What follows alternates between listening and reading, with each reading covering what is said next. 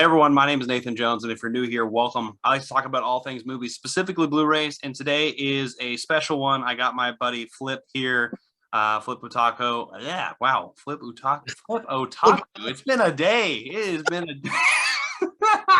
Well, hey everyone, my name is Nathan Jones, and if you're new here, welcome. I like to talk about all things movies, specifically Blu-rays, and today I've got my good buddy Flip Otaku. How have you been, buddy? I'm good, man. How are you, bud? It's good to talk to you again. It's been too long. It's been way too long. We both have busy lives. Yes, we do. Yes, we do. And yeah. I mean, the crazy thing is we're not too far off from each other. Like I've definitely thought about like driving up your way. Well, we're shutting down the restaurant for a week, and I'm going to be going down to visit Ryan. So maybe we can all meet up and go get dinner or something. If I wasn't going to England. So that's true. And Ryan's, we were talking about height earlier. Ryan's like 7 feet tall. I know. He's a fucking monster. Yeah, this whole thing. Yeah, no, you can curse, man. We're talking about fun stuff. So yeah. When I upload the video, I'm gonna have to say, no, this is not for kids. I'm sorry. So I do that with everything because I try to be a good boy, and then halfway through this is like the very beginning. Yeah.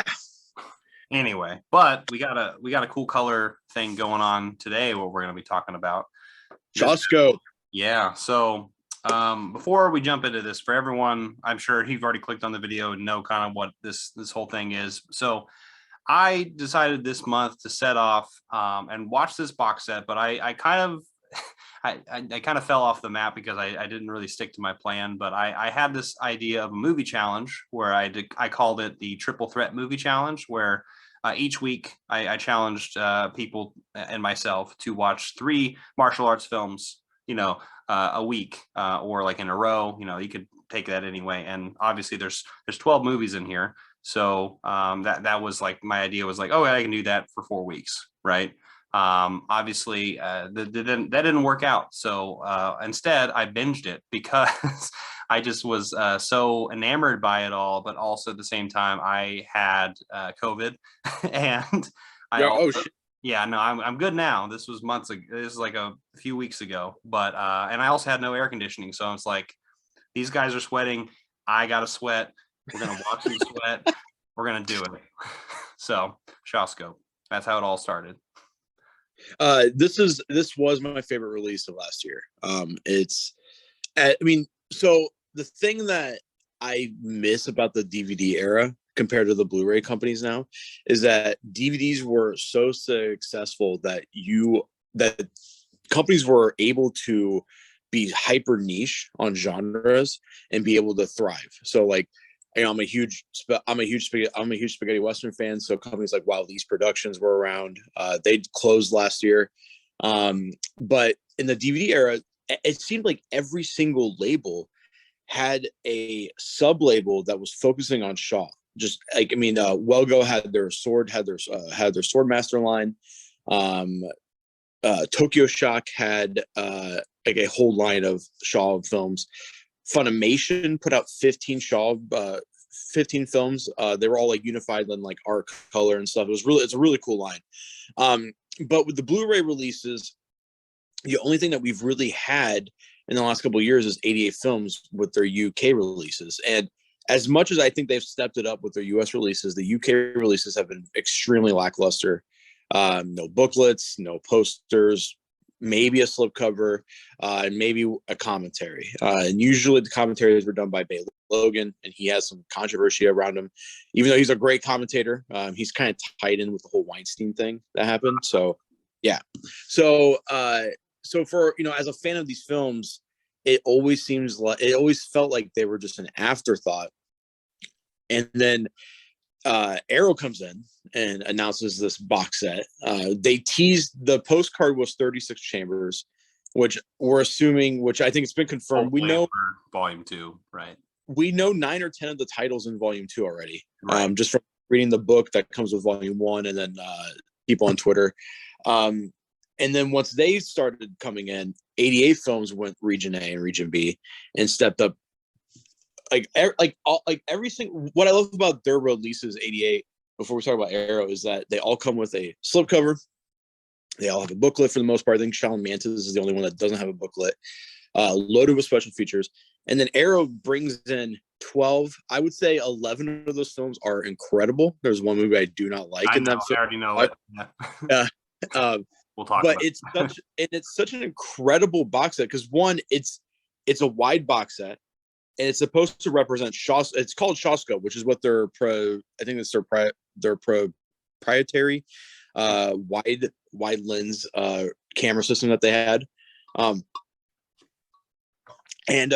I think they did a pretty I'm gonna say a pretty good job. The only thing I would say the only criticism I have about the box set is that it's very heavy on Chang Che and Lau Kar Long films. And volume 2 is the exact same way. Like it's like all the stuff that we know that's coming out is mainly Chang Che and Lau Kar Long. Which I'm fine with. I love those guys. Yeah. But my issue with the set, and it's literally a fan, like a mega fan of these films, is that they're supposed to represent in time each year a movie that came out, and they skip, I think, the most important gap. So I think the earliest movie in that box set's what, 72? Yeah, 72. 72. Yeah, King Boxer and the Boxer from Shangtung were both from 72. So those were 72. But there was a period. So before One Armed Swordsman, before Come Drink With Me, all of these Hong Kong movies were made for women. So all these films, the people that went to the movie theater were girls. So women dressed up as men in the films, and that's just how it was. Men went to work, and then there was like some civil unrest in Hong Kong where like a couple people died. There was like some riots and stuff. And Chang Che said, I want to make movies that represent what's really happening, show the violence that's actually happening out in the real world. And he makes One Armed Swordsman, and it kind of just explodes, like just launches pretty much the entire Hong Kong film industry into superstardom. I think Come Drink With Me comes first. I think that's 66. But still, that's not as violent as One Armed Swordsman. It's like it's just on the edge. It's I'm blanking on what there was a project. It was going to be 4 movies. And I'm blanking on what the term is called. But they had like a idea to make these violent films catered more towards men. And Come Drink With Me was the thing that kicked it off, which was directed by King Hu, one of the greatest directors in my opinion. I just watched Dragon Inn for the first time, so. Oh, really? Yeah. What did you think of that movie? I really enjoyed it.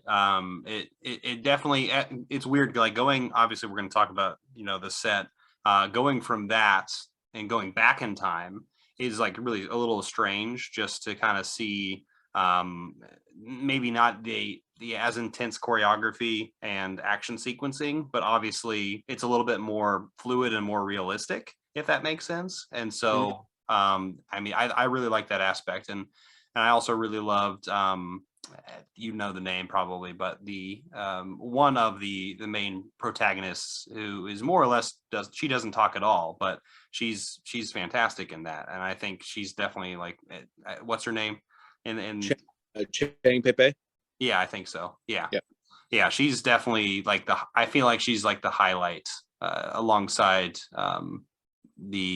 not the brother, but the other main protagonist. So those are the 2 highlights of the film, which I don't have it on me, so that's why I'm blanking on the name. But I really enjoyed it. You need to watch A Touch of Zen as well. I have on my shelf. So, which are both those films are great, but King Hu, I mean, Come Drink With Me is I do feel it's a little bit of a, like if you are coming into these films and you've only seen like, let's say Jackie Chan movies or Bruce Lee films, that one is like at the tipping point where it hasn't aged well if you're a new fan, but if you are a fan of these films, that movie is very important. And for me, I can watch that all day. I know I have friends that are like, this movie is boring, it's long, or it feels long. But yeah, they leave off the late 60s, which I think is a very important era. You got Temple of the Red Lotus, which is one of the surviving Shaw Wuxia films, because Jimmy Wang Yu was in a film called Tiger Boy and there's no existing print available for that film. There's a rumor that there is one in Hong Kong in like a museum or something, but they haven't shown anyone. So Temple of the Red Lotus, I think is it's a boring film, but it's a very important film. You got the villain, you got killer darts, you got the assassin. Like you got like there's so many films that are in the late 60s, early 70s that they kind of just leave out. But I think the starting point is fantastic. And I think every film that they include is just banger after banger after banger, except Mighty Peking Man. Right, of course. I mean, that's just more or less the kaiju ripoff, right? The King Kong / Godzilla kind of like, let's jump in and do these things. Obviously, it's more King Kong based, but well, it sticks out like a sore thumb in the set for me, because when I look at that set, it's like you got all these great. I mean, there's 11 martial arts classics, not just like, oh hey, these are a throwaway film. Like these are, I think, mandatory viewing. And then you get one of the worst King Kong knockoffs ever, in my opinion. Now I know people that do like that movie. Yeah. But for me, that movie is garbage. It's one of the worst Shaw Brothers movies I've ever seen. I've seen a couple of their musicals too, and that one still is up there. Okay. I've I mean, as somebody, I thought it was fine. Like as in like I understand the schlock, definitely not. It's definitely sleazy. It's definitely like that's some of the notes I wrote down is like this is a sleazy knockoff of like a King Kong film, but also just like it, like you said, like it doesn't compare to the rest of the set when it comes to the quality of what you're watching, obviously. But I can definitely see why people would enjoy maybe watching it with friends or watching some kind of stupid movie. But yeah, it's a weird addition. But I guess it wanted to have something in here that's outside of just straight up martial arts. Yeah, I mean, and Boxset 2 is going to have Boxer's Omen, which I think is going to. I mean, there's martial arts in it, but that one is a very. I think it's going to be that version's Mighty Peking Man to kind of break up the monotony of watching two dudes fight. That one is a fantastic film. Have you ever seen it? I have not. No, this is a lot of this stuff is very new to me. So I told you this off air or like off recording, whatever. One of my goals was to own in some capacity, whether it be DVD, Blu-ray. I have one VCD. There's just one movie called Rape of the Sword. I could not track down on DVD. I looked for close to a year, could not. I had like alerts on my phone for any time anyone listed it. Nothing ever popped up. One thing popped up, but it was a VCD. So in some capacity, I own every single Shaw Brothers martial arts movie that's available on Blu-ray or DVD. There are some that Celestial Pictures never published on Blu-ray or DVD. And I've watched I've watched over 300 Shaw films, but it's 265 martial arts films that were available. I watched them all. And if you were to say to me like, hey, let's build a box set of the most films or 20 of the most important films, 11 of these films in this box set would be in that set. So I think Arrow did a fantastic job of cherry picking, because this is going to get people like fans who aren't into these movies. Mm-hmm. Like there are fans who just collect Arrow. They're going to buy this set and they're going to be like, holy shit, this is awesome. Like this is such an incredible box set. I do want to ask you though, top 3 of the box set. Yeah. Okay. So I definitely was thinking about how like I'm sure you're going to ask me to rank it. Now I'm not going to put them in like any order, but like I will say the top 3 for me. One that sticks out quite a bit. That's because of my music background, but the 5 Venoms is definitely in the top 3. I have a poster on my wall signed by RZA of the Wu-Tang Clan. That's exactly that's the reason why I brought up the music. It's like that's why immediately like I would love to have a poster like that myself. The other 2 I would have here. I really like the Boxer from Shantung. Okay. That's my second. And that got remade into. There's a 1997 movie that just got released from '88 called Hero, and it's a modern version of the boxer from Shan Tong. Oh, okay. It's not like exactly the same. It's just the same overall story. They call it a remake. So if you do like that, I would recommend pick up Hero. It's a pretty fun movie. Yeah, I mean, I'm completely open because I'm into all this stuff. And then the last one I would say is probably Executioners from Shaolin. Okay, good. That is a very good three. It's definitely Venom's. That movie, I think from a filmmaking standpoint, objectively, that is a extremely well-made film. I think that is an insanely well-made film. Number two would be Crippled Avengers. I really like Crippled. Man, that movie's crazy. So that movie, the fights feel like ballet. They don't feel like actual fights. That movie's fights stand out among the rest of the set because they are very much like ballet. It feels like a dance. It feels like what they're doing. Like they just hit all the right notes. So I really like that film. And then Executioners for Shaolin it's up there. That is such a good movie.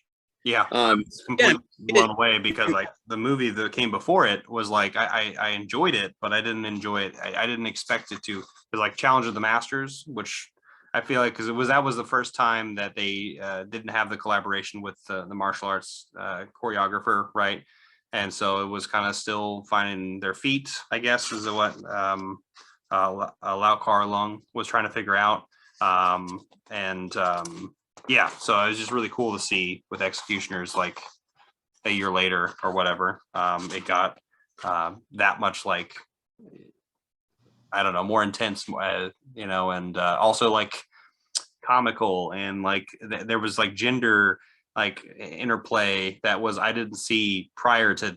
I mean, the other films in the set, that was something that I was like, whoa, this is something that There's actually you actually hit on something I want to talk about is the gender stuff. So Chang Che, Simon Abrams, who does the commentary for Five Deadly Venoms, we've had a back and forth on Twitter.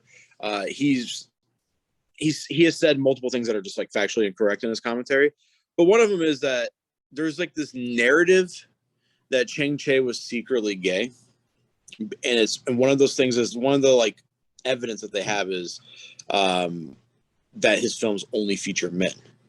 Yeah, I heard about that. I remember. Yeah, and I've read Chang Che's memoir, and he was a straight man. The thing is that there's a thing in Hong Kong and China called like heroic brotherhood. Yes. And I feel like here in the States, in Western society, and mostly America, it's frowned upon from showing your friends, your male friends, any affection whatsoever. Right. And the reason why Chang Che has mostly men in his films is because he started working, and the only reason why he wanted to start directing is everything that came before was all women dressing up as men. The movies were made for women, and he said, I want to make movies for men, and make masculine movies. And that's why a lot of the films just rely on just men. And honestly, it's such a kick-ass thing. It's like, it's a type of cinema that isn't like, you don't really see that anywhere else. Like you do feel the like brotherhood whenever you watch these films. Well, I as somebody who is, I mean, obviously we're talking about Hong Kong and Taiwan, right? But just Chinese culture in general, though, like just thinking like going far back, obviously a lot of this stuff is based on legends and different historical things. Right. Yeah. But as somebody who's been over in China myself, I actually during my time I read some of their classic literature, and some of that was Journey to the West, and I also read Water Margins. When Water Margins is exactly that. It's all about brotherhood. it's all about these different, like it's almost like reading, the first book of like Genesis. It's like just names and numbers, and like JJ actually directed a trilogy of films based on water margins. There you go. So like it all clicks to me. So when I was watching this and was like, because I remember reading that and being like, oh wow, this is, like this makes sense that this culture is embedded in, and like it's translatable to this. And it's interesting to also think about. I didn't know about the all female theater, more or less. It's almost like the exact opposite in Japanese, right? In kabuki theater and no, yeah, which is, it's so strange to think about that, like that dynamic. Yeah, I really like when I watch these movies, they get me pumped up to go do like cool shit. Like I'll like if I'm feeling like not motivated to go to the gym, I will be doing cardio before a heavy lift session, watching a fight scene or watching a movie. And it gets you pumped up, it gets you riled up. But also just like if you're watching this from like a technical standpoint, the way that they're filming these fight scenes in the 70s is just mind-blowing. And everything's practical. There's very little like I don't even think a single movie in that. Yeah. Yeah, it's just like these guys had to do hundreds of takes, and they were cranking like at least 2 movies out a week for how many years? They I think Celestial Pictures put out close to 800 DVDs of theirs, and that ranges from everything from comedies to cop thrillers to kung fu movies, martial arts, wuxia, and it's just it's crazy how fast they were able to turn stuff out, but also how consistently good they are. Like outside the box set as a whole, there was only like 5 movies that I thought were terrible, like movies I would not ever go back to. The rest of them were either good to amazing. So I think for a studio that's pretty consistent, that's pretty incredible. Yeah, it is. Now I do want to pick your brain because obviously, this is all a very new venture for me, and I obviously wanted to talk to you because you're somebody who I deem as somebody I can talk to about this scope of pardon the pun of the Shawscope, but like pardon like the scope of martial arts, and that's kind of a genre that you really enjoy, and all the the ins and outs of that. But as somebody who, this is, I think for maybe the person who has not seen martial arts films, so anyone who's watching this, if you've not really, checked out these films, and as, like my background is like Rush Hour, like knowing Police Story, so knowing Jackie Chan, knowing Bruce Lee, right? So those are the, the more mainstream, US or English speaking countries. That's kind of the output of that. And then going from that to this, and almost like a lot of this stuff, at least to me, is like, I mean, I'll just use the Bruce Lee set for as an example from Criterion. Really enjoying that set, of course, right? There's, a few things in there that are like, but then I'm a big fan of Bruce Lee. I know. What now? I'm not a big. I know. Yeah, I know. That's why I was going to bring that up. But going from that to like this, and then thinking like, wow, like there's this whole world for me that I've missed that is like just absolutely incredible. And that's that's something I wanted to. I mean, I know I'm asking you right now, but like that's something that I was completely blown away by. So how would you describe it to people watching right now, like that transition from somebody who doesn't really know terribly too much about these different types of films and the different directors and all that, and how would you sell something like this to everyone? So I think what this release does, and I think the most important thing is that it's a prestigious release of a genre that often gets kind of like thumbed down for being goofy. People look at these movies as funny, but they're not. I don't watch these movies with a comical tone. I watch these in a serious matter. I think these are serious films. I mean, people died making these films. People shed blood making these films. So I think if like if you are a more of a film snob, you may not enjoy these movies. You may kind of look at them and be like, shoo shoo, right? But to make some comparisons to other, like to make some more comparisons to like other directors, like my friend Fanatical Dragon on YouTube, he has said, and I didn't believe him. I didn't believe him. I didn't see it until I rewatched all of his films. But he said Lar Kar Long is the Hong Kong equivalent of Akira Kurosawa, and which is like, I have Seven Samurai tattooed on my arm. Like that's my favorite film of all time. So when I rewatched his films, I was like, I'm seeing it. Akira Kurosawa, when it comes to Chambara films, was leagues above everyone else. And when you look at Lar Kar Long, as much as I love Chang Che has a much greater output. It doesn't even compare to me. Like Lar Kar Long is incredible. Yeah. So I would say look at these films the same way you would view like samurai movies, the same way you would view. Now they're starting to get respect, spaghetti westerns. For a while, it was very much, if it wasn't Sergio Leone, they were bad. Right. There are so many good spaghetti westerns that are just now, like that genre is just now getting the respect it deserves. Well, I mean, for me personally, Sergio Corabucci is the better Sergio. Django, Great Silence, The Mercenaries, like Companeros, Navajo Joe, just all incredible films. But to go back to Shaw, is that if you are going into this new, go into it with a serious, like, I mean, have your giggles at the beginning, but then watch these films and appreciate for what they are, because they are, I would say, first and foremost, for me, what I would like when I watched all 265 of them, I wasn't like rating them for story. When the story was standout, I took notice. I was like, oh damn, that's a fantastic plot. But a lot of these stories are very rehashed, very recycled. Right. Yeah. But what stands out is the acting, is the fights. I think no one else does it better. So if, like once you get past that and you start watching and then you get hooked and you want to go and you want to experience more outside of the Bruce Lee, the Jackie Chan's, I would say just look at actors in the films and just follow them and see where they go. What I really like is that the Venom Mob, which is my favorite group. It's so cool.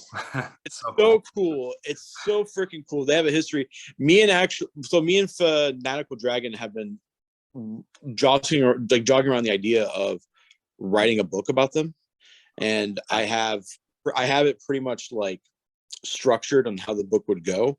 But we are planning on writing a book about them because I love them. I think they're the, for me, that is the S tier. That is the top tier. And with Volume 2, we should have all the core Venom Mob films. So I think Volume 2, we're getting 10 Tigers from Kwantong. And then 88 just put out Flag of Iron. So we are getting a lot more Venom Mob stuff. So find a actor, find a director, and just kind of follow their path. I think the reason why Arrow picked Chang Che and Lar Kar Long is because I think they're the top three for me.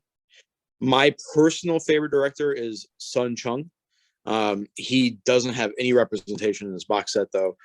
The only representation that he has on Blu-ray is Human Lanterns that just came out from 88. That is a perfect blend of slasher movie mixed with kung fu. It's wild. It's crazy.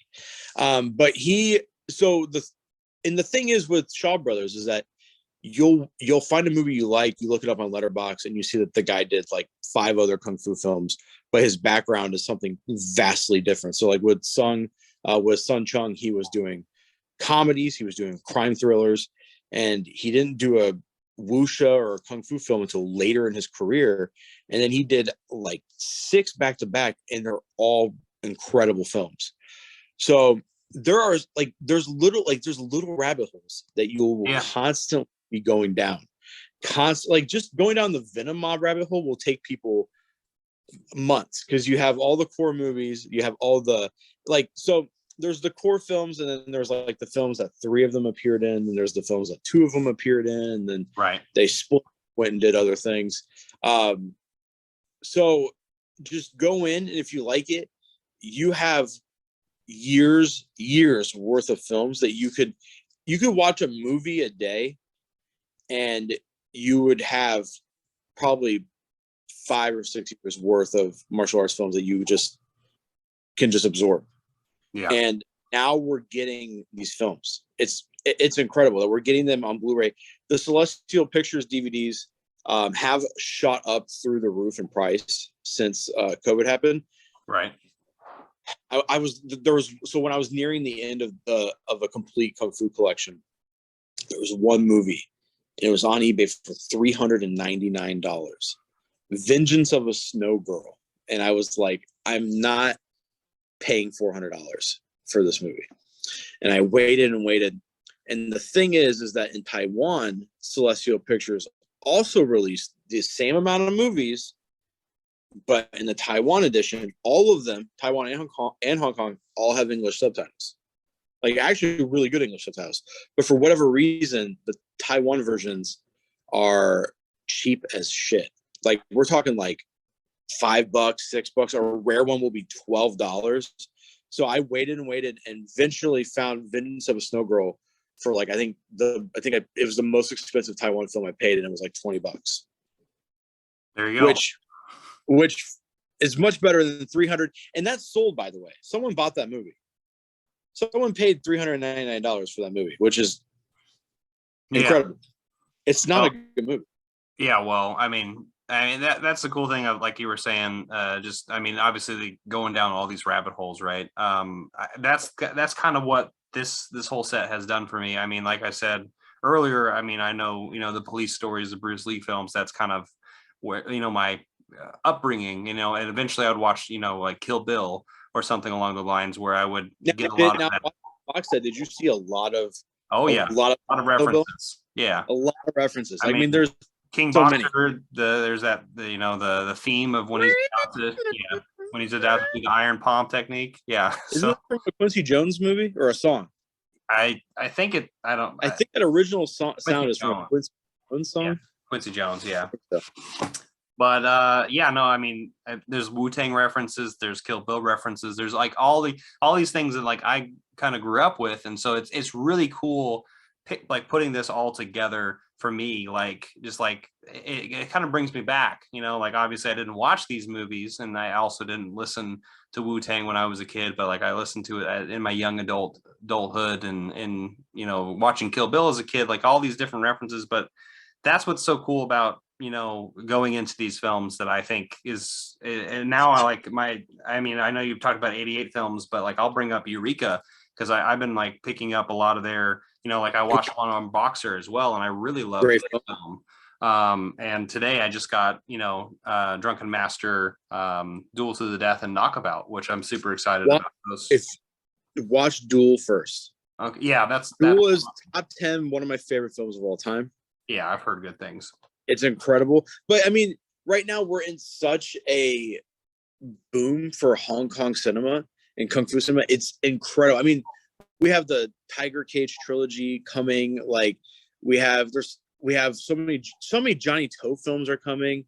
Outside of just, Kung Fu films, Hong Kong cinema in general, it's an incredible time. It's an expensive time. Yeah, it is an expensive time. Because like most people, I feel like when you get into a hobby, like when I got really into collecting Blu-rays, I collected Criterion. There was like a 6-month period where I bought every single Criterion release, and I was like, man, this isn't for me. A lot of it's not for me. Like I know you're gonna hate me for this. I cannot stand Tarkovsky. Like no, I've only seen 2 Tarkovsky films, so I have not much to say. So Stalker is one of the worst films I've ever seen in my life. I do not understand the hype around that film. But so like I collected so much, I went out of my comfort zones with genres. which led to a lot of good things. Like Portrait of a Lady on Fire is one of my favorite films of all time. Love that movie. I agree.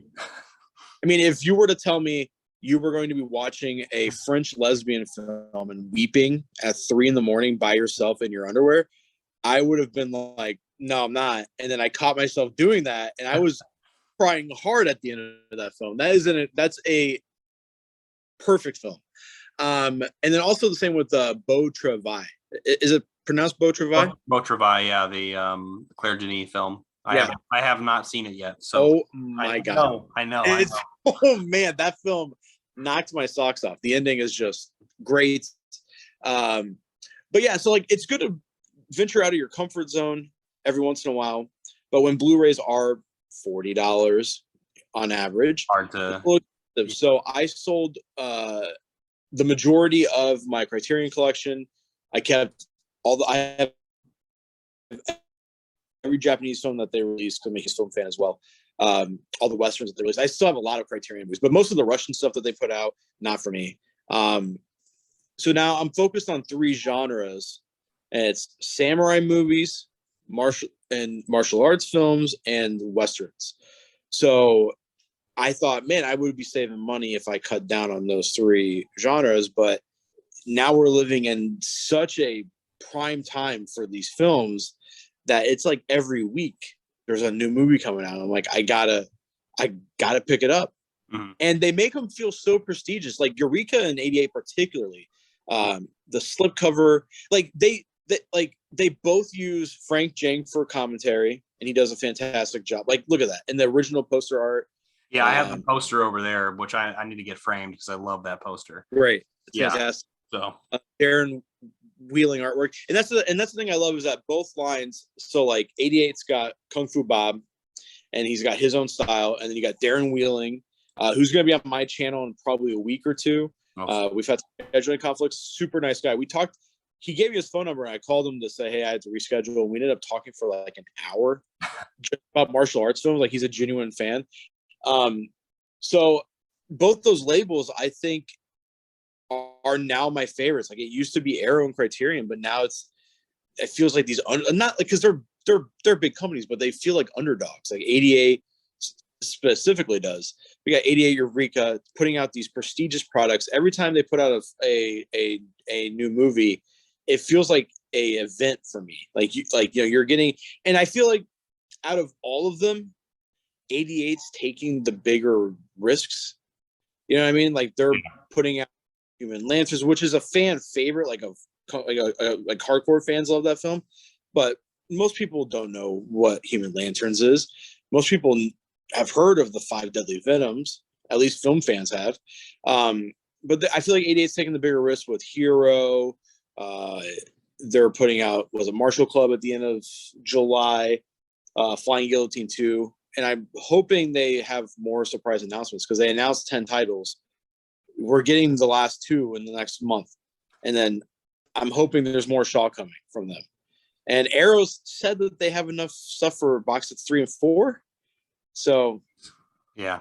Well, hopefully, maybe, I mean, they might. Obviously, the weird thing is too, like, obviously Arrow is here in the U.S., but you mentioned 88 Films and Eureka. It is kind of interesting to see that, like, most of these are UK companies that are really taking the risks and putting out these martial arts films, which obviously, that's another thing I got to mention. Obviously, the Shawscope set that I have, I think, is the Region B, but I know it's Region A as well. So if anyone who is interested in this, you can definitely pick it up. But if you are interested in going down that rabbit hole, definitely be sure to have a Region Free player, to get a lot of. Yeah, it's 2022. If you're in the hobby and you don't own a Region B player or a Region Free player, there's something wrong with you. You need to get free. Yeah, $80, and you're opening yourself up to thousands. I haven't even stopped. I mean, you mentioned like 88 is like an event. Like, Indicator's that for me, right? It's it's like an event every single month, and I just love it. And so. And that's the thing too, is like, I started off this, a lot of my film love, obviously, with like blockbusters as we're growing up, right? Animated films. And then eventually I got to to the phase where, I was in my young adulthood and definitely wanting to go a little bit more art house and finding like the, Tarantino and Fincher, and then eventually going to, mentioned Tarkovsky or like Bergman or whatever. And like, I really I enjoy those processes too. But now I've gotten to the part where I'm like, cause like I've seen a lot of this stuff, but also at the same time, like I want to have fun. Right. And like, obviously some of these movies are fun. Right. But now I'm like, I'm watching, British films from like Indicator, or I'm watching, martial arts films, or like, whatever you name it. Like I'm just having fun with it. And that's what's so great about this set in particular, is like, it's just so much fun, and I want to sell that to like, I don't want to like sell it to people who are watching this, but like, it's so much fun to watch it. So I mean, I think kung fu cinema is fun. I think that's exactly what it is. I think that's why it became such a hit in the West. Also, I mean, the reason, I mean, I don't want to get into like race politics, but the reason why it became so big in America is because of African Americans. They were going to the theater, they were playing these theaters in, they were playing these movies in very cheap theaters where you get a double feature, and it was nice to see a not white person be the hero. And also, I mean, and then and then it got incorporated into hip hop and rap, and like it's just like it's such an integral part of like that of like that group of people. Yeah, for sure. I mean, I know Black people that are in their 50s and 60s, and they love the shit out of Jackie Chan and Bruce Lee films. Like they can sit there and like talk to you for hours about that stuff. It's like my dad's version of John Wayne.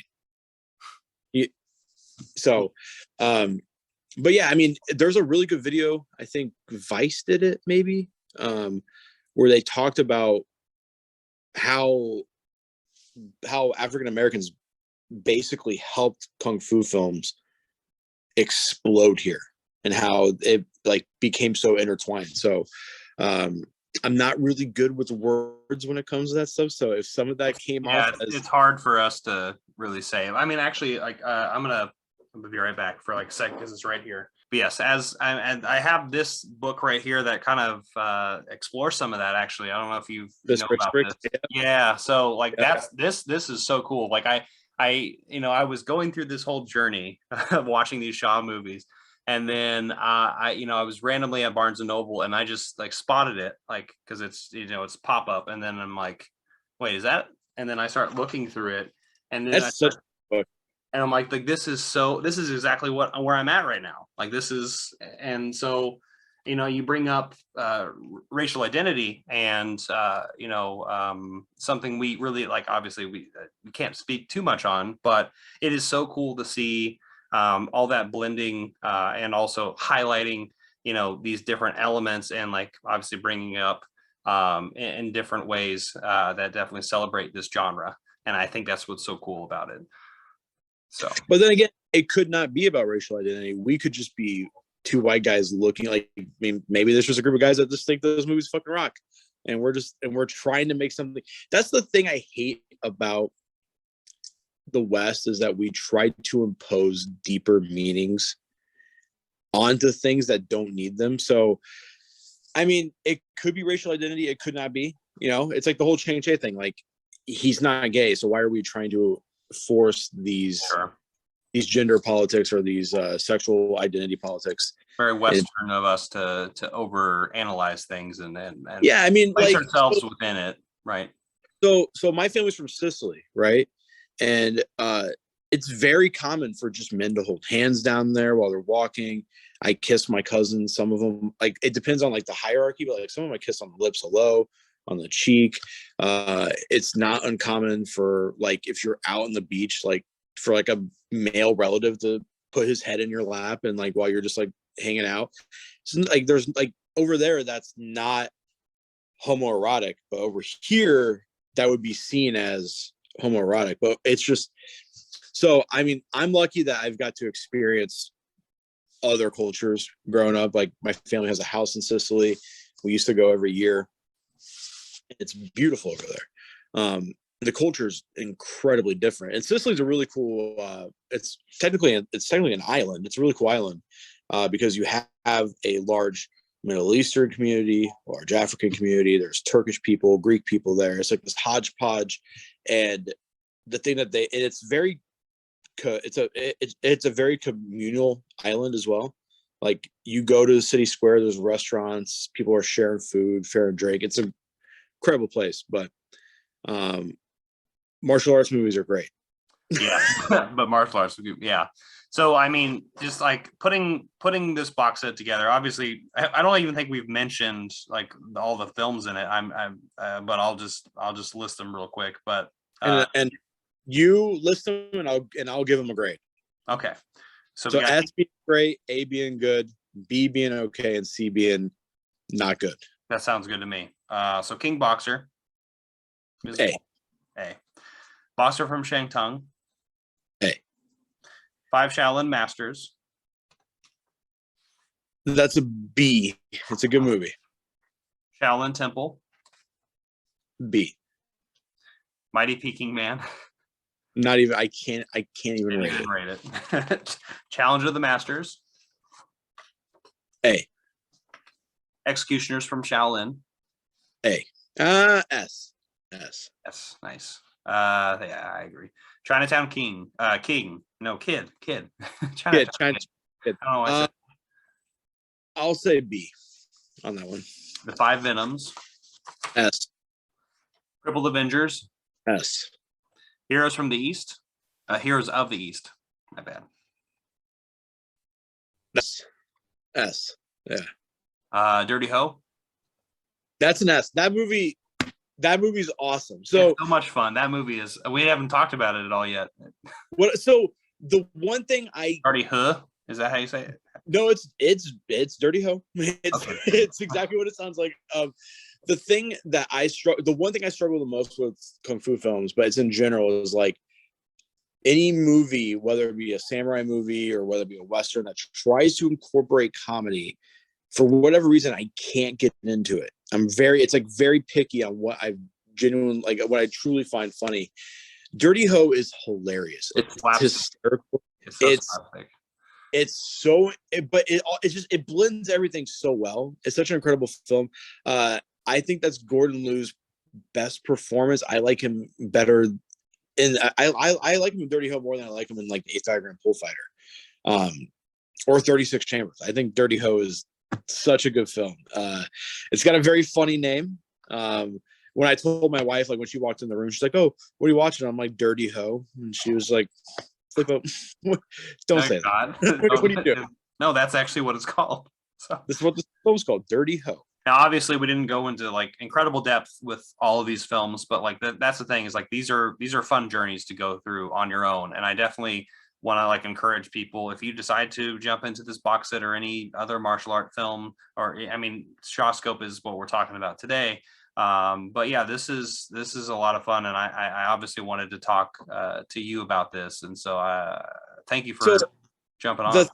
The thing I do want to say though is that if you are looking, like if you hear what you just said, we didn't talk in depth about this, and I think it's because it's hard to talk in depth about these films to newcomers, and that's not to take away from their merits as film, and that's why I think it's so important to take these films, like go into these films seriously, because what makes these films great are the action sequences, are the fight scenes, are the sets. Like 99% of these movies were shot on a soundstage. They built these sets, like incredible stuff. And a lot of it's also the physicality of the actor. So, you can say, I can say Gordon Liu has one of the best bodies I've ever seen on film. Like he's incredible, and the way he's able to move is just insane. You can say the same thing about Alexander Fusheng. Yeah, I mean, speaking of comedy, I mean, he's just naturally funny. So. Yeah, he's an naturally funny guy, and I would have loved to see him. Maybe he did do more comedy. I haven't seen too much of his stuff outside Shaw Brothers, but I mean, he's in Kill Bill. He plays Pai. He plays Pai Mei, and he's hilarious in that role too. So, if like you're watching 8th Diagram Pool Fighter or 36 Chambers, you're only getting one side of this actor, and that's why I said follow these actors. like follow them. There's a guy named Alexander Fusheng who was supposed to be an 8th diagram pole fighter, supposed to be the lead. He passed. Sadly, Gordon Liu took over. But there are movies, like there are certain movies, if you see Alexander Fusheng in first, you're not going to like him. It's just like his presence wasn't like that good. But then there are other movies where you're like, oh shit, he's incredible in that. Maybe now that I appreciate him, I'll go back and revisit him in this film. So like these films are great to talk about and like their merit lies in the fights, the sets, the physicality of the actors.